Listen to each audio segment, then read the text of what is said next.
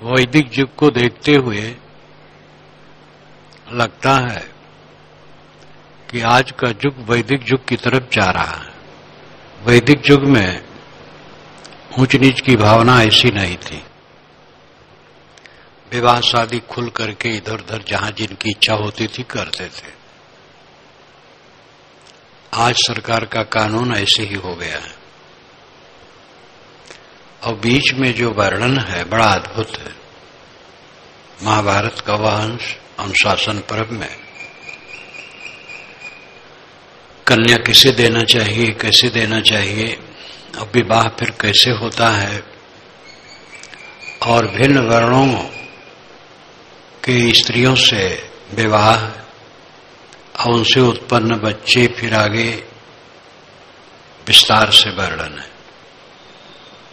विवाह वाला प्रसंग 8 पेजों में लिखा गया, बड़ा मार्मिक है। अब संतान के लिए वर्ण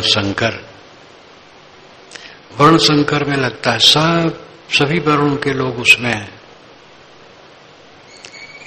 और उसको देखते हुए लगता है पूरा संसार ही वर्ण संकर है। और उतना ही नहीं, व्यवहार में भी देखा जाता है। घर के मालिक नौकरानी को गर्भवती कर दिए, और नौकर कहीं कहीं नौकर मलकिन को गर्भवती कर दिया। ये सब प्रपंच आज भी चलता है। निगाह डाल करके देखो, जहां मेरा शरीर जन्मा सभी वर्ग के लोग थे,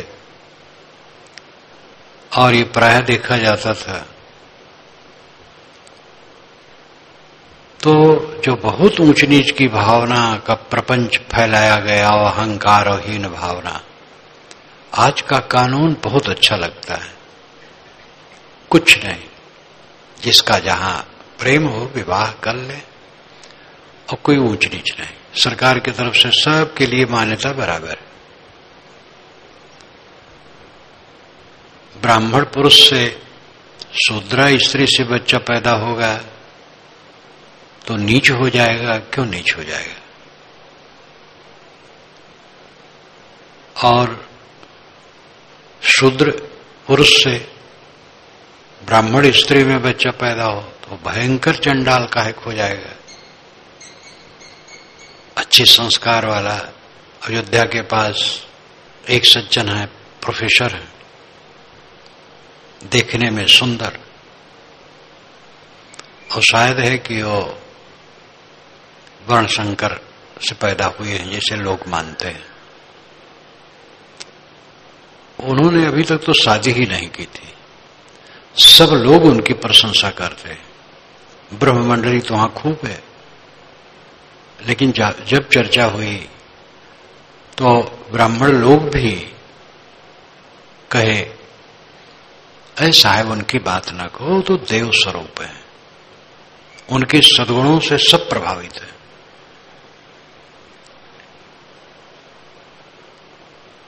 बृहदारण्यकोपनिषद के आखिर में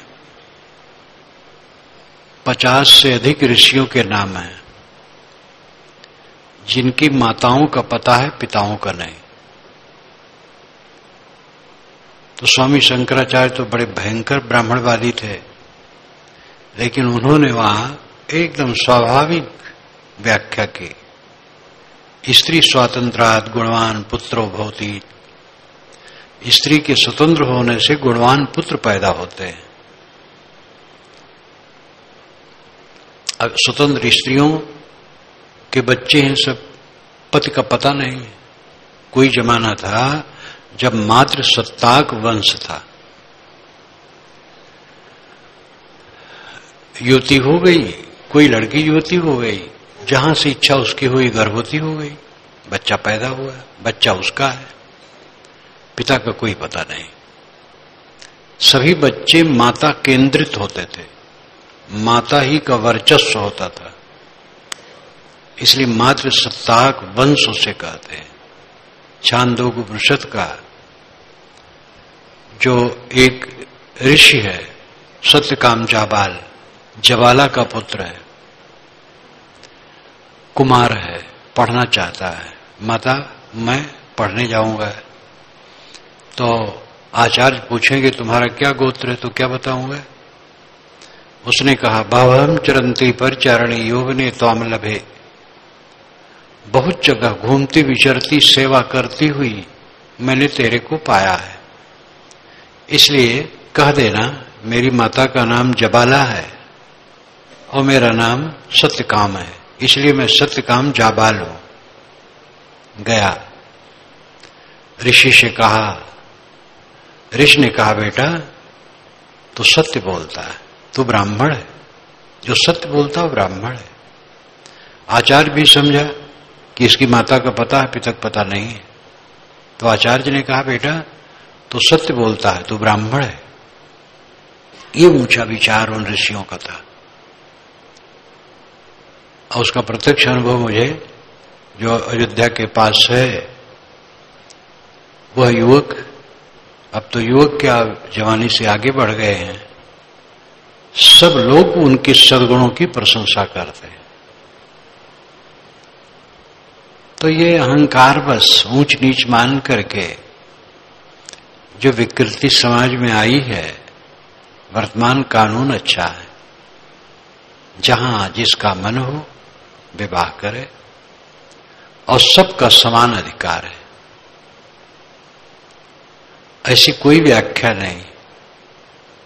शूद्र पुरुष से, ब्राह्मणी स्त्री से बच्चा पैदा हो तो महाभयंकर चांडाल है और वो गांव के बाहर रहता है, और जो बद्ध पुरुष है, यानी जिसको सरकार के द्वारा सजा हुई है कि इसको फांसी होगी, वो फांसी का काम वो करता है, उसको फांसी चढ़ाता है।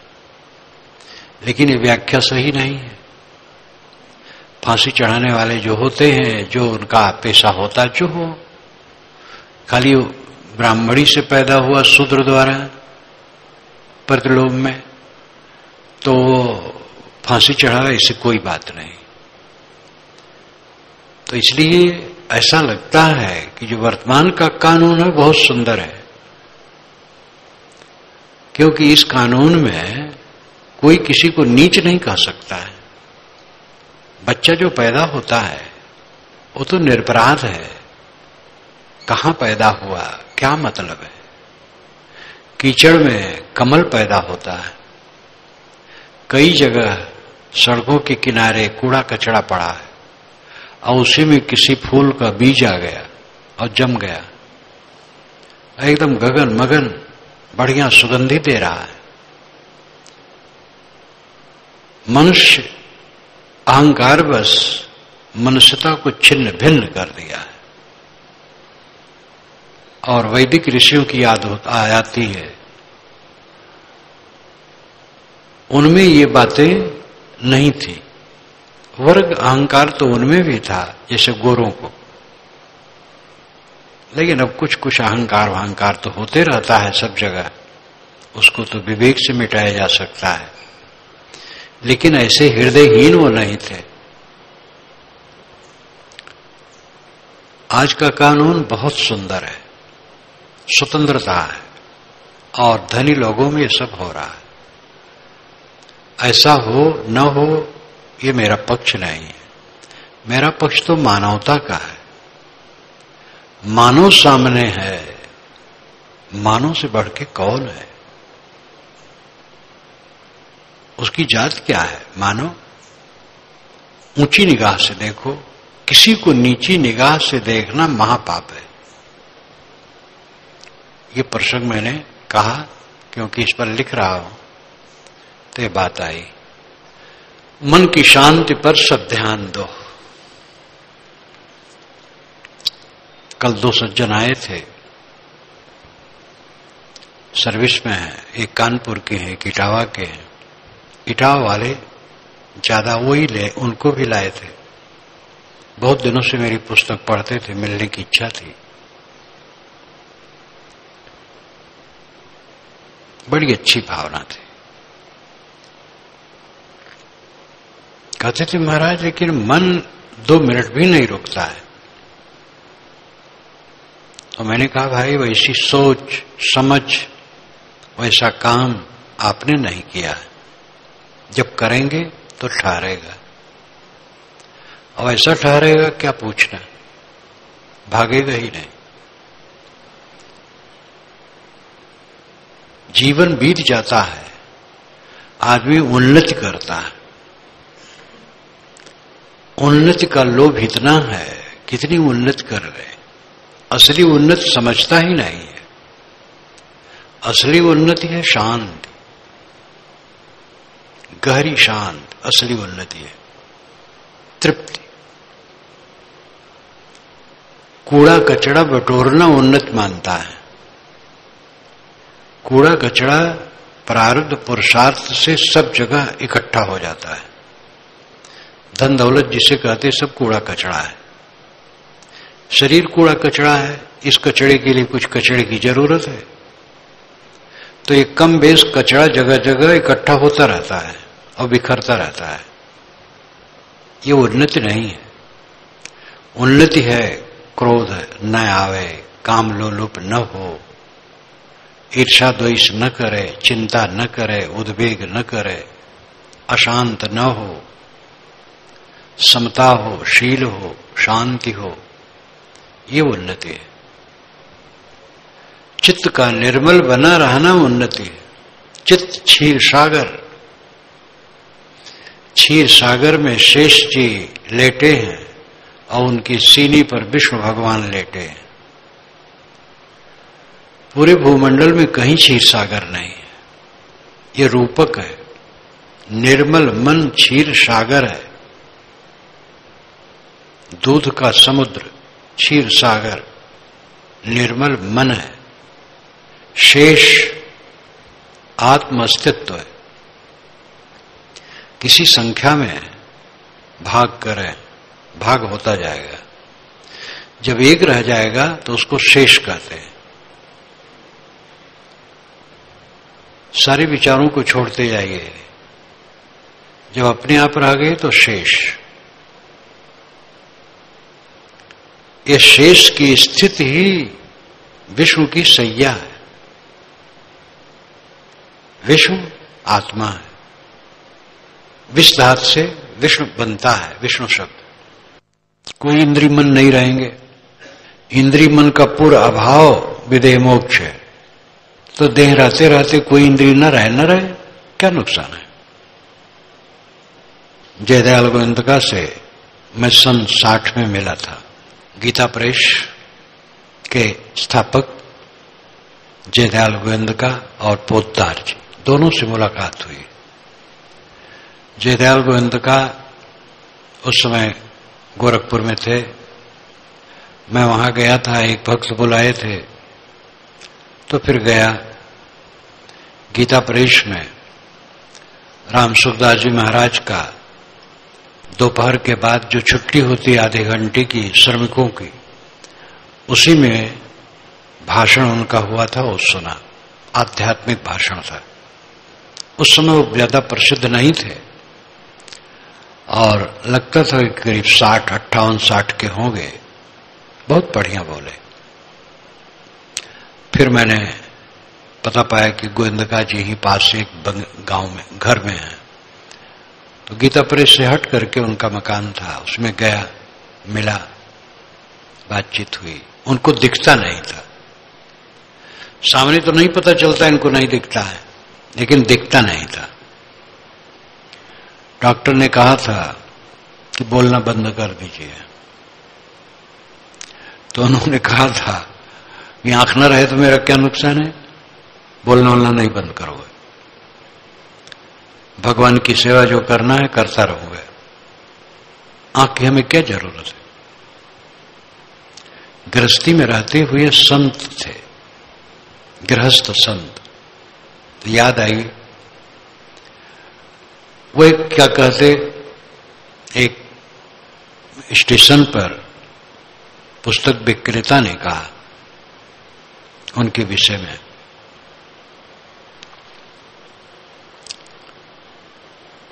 सर्व विजयी बनो। शरीर बूढ़ा हो गया, पड़ा रहे, क्या हमारा नुकसान है? आंख नहीं है, नहीं है, कान नहीं है, नहीं है, जीभ नहीं है, नहीं है, चाहे जो हो, हमारा क्या नुकसान है? आत्मज्ञान की परिपक्वता में ही सारे क्लेशों का अंत है। जितना ऐश्वर्य है केवल कूड़ा कचड़ा है, जिसमें हम प्रभावित होकर के उद्वेगित होते हैं, वो सब कूड़ा कचड़ा है।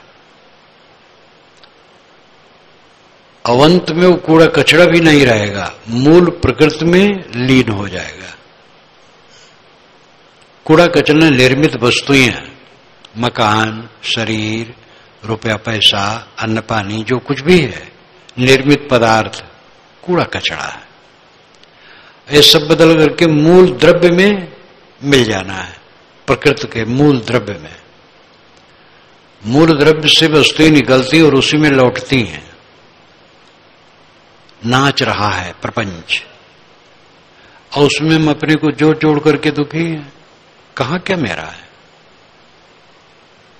बाहर का कुछ बिगड़ जाए क्या मेरा है? क्या बिगड़ गया? किसी ने अनुकूल प्रतिकूल कह दिया क्या उसमें दम रहा है? जो कह दिया वो भी प्रिय है। हमें जिसने गाली दी है प्यारा है, कोई हर्ज नहीं। अपने चित्त को ऊपर उठाओ, बलवान बनो आत्मज्ञान में, वीर बनो। कायर आदमी दुखों से मुक्त नहीं हो सकता है। रोने वाला और पिचकने वाला, थोड़ी थोड़े में हाय तौबा करने वाला, दुखी होने वाला भवसागर नहीं तर सकता है। अनादिकाल से तो सुखी दुखी के चक्कर में रहे, सुख दुख के, सुखी होते रहे, दुखी होते रहे, बच्चों की तरह। बच्चे खिलौने पा गए मगन, कोई खिलौना छीन ले तो रोने लगते हैं। वही दशा मेरी है। दुनिया की चीज मिल गई, मार फूल के समाते नहीं है, और कहीं छिन गई मिट गई तो हाय तौबा करते हैं। ये कमजोरी रख करके कोई शांति नहीं पा सकता है। भवसागर से तरना, भवसागर कहीं बाहर है। मन की दुर्बलता भवसागर है, मन की आसक्ति भवसागर है। और आसक्ति कहां होती? दृश्य पदार्थों में, जो ये कूड़ा कचरा दिखाई देता है, इसी में। जो हम उन्नति मानते हैं, हमने उन्नति की है, कूड़ा कचरा कुछ बटोरा है और उसकी उपयोगिता है। शरीर कूड़ा कचरा है और इस कूड़े कचड़े के लिए कुछ कूड़े कचड़े की आवश्यकता है। और ये देखते देखते शरीर सहित सारा कूड़ा कचड़ा प्रकृति में लीन होकर के मूल द्रव्य में चला जाएगा और उससे निरंतर निकलता रहेगा। अनाद काल का ये प्रवाह है। मूल प्रकृति से विकृत द्वारा पदार्थों का निर्माण होता है, उपयोग होता है, फिर क्षरण होकर के मूल प्रकृति में चला जाता है। यही हो रहा है। जैसे समुद्र की तरंगें उठती हैं, गिरती हैं, उठती हैं, गिरती हैं, ऐसे विशाल प्रकृति सागर में पदार्थों का निर्माण विनाश, निर्माण विनाश, निर्माण विनाश चलता है। और उसमें हम बेवकूफ चिपक करके हाय तौबा करते हैं। क्या यहां धरा है? किस लिए शोक मोह, किस लिए दुख, किस लिए पीड़ा? जिन बातों को लेकर के हम पीड़ित हो रहे हैं वे सब शून्य हो जाएंगे। इसलिए ज्ञान में बलवान बनो, महान शक्तिशाली बन जाओ, अंदर इतने ठोस हो जाओ कि दुनिया के सारे घात प्रतिघात कुछ भी न कर पाए। तब संसार सागर से कोई तर सकता है। अति दुर्लभ कैवल्य परम पद, परम पद अति दुर्लभ है। आगम निगम पुराण वेदवद, आगम निगम पुराण वेद यही कहते हैं। गोस्वामी जी की चौपाई है। अति दुर्लभ कैवल्य परम पद, आगम निगम पुराण वेदवद। तो अति दुर्लभ क्यों है? हमारी आसक्ति, हमारी कमजोरी, हमारी दुर्बलता, नहीं तो अत्यंत सरल है। गोपद को लाघना सरल है, वैसे भवसागर तरना सरल है। गोपद गाय का खुर, जहां गाय का पैर पड़ गया है कीचड़ में तो वहां गड्ढा हो जाता है, उसमें पानी भर जाता है, उसको लाघना बहुत सरल है। तो ऐसे संसार को लाघना बहुत सरल है। समझ लो, वीर बन जाओ, सारी आसक्ति को झाड़ दो। घोड़ा अपने चाम को फरफरा देता है और बाल में जितने कचड़े सब झड़ जाता है, ये उसकी शक्ति होती है। हम अपने मन से सब आसक्ति, विकार, अहंकार को झड़झड़ा करके फेंक दें, वीर बने, निर्भय बने। इस जीवन में सदैव शांति और सुख में रहना जीवन की सफलता है। कूड़े कचड़े के विषय में सोचना, इतना कूड़ा था और कूड़ा नहीं हुआ, ये कूड़ा घट गया, ये कूड़ा कचड़ा घटता बढ़ता रहेगा, कम ज्यादा होता रहेगा और सारा कूड़ा चला जाएगा मूल प्रकृति में और उसमें फिर निकलता रहेगा और उसमें हम बेवकूफ बने, हानि लाभ हर शोक में डूबे रहते हैं। साधक गहरी शांति में जिए, इसके लिए जरूरी है अंदर से विवेक में बलवान बने, व्यवहार में विनम्र, सबसे विनम्र, सबसे मीठा बर्ताव, दोष दृष्टि दिमाग से बिल्कुल निकाल दो। फलाने ऐसे हैं, फलाने वैसे, उन्होंने तो मुझे कट कहा दिया होगा, कोई अर्थ नहीं, मीठा भी कहेंगे। जो कट कहता मीठा कहता, मीठा कहता कट भी कह देता है। ये दोनों साथ चलता है, एकदम मीठ मीठ नहीं चलेगा। अपना मीठ रहो, दूसरी की कड़वाहट को भी मीठ समझो। विनम्र, सबसे विनम्र, किसी की शिकायत नहीं, सबके साथ सुंदर बर्ताव। इस प्रकार साधक चले, व्यवहार और अध्यात्म दोनों में शांति उसे मिलेगी।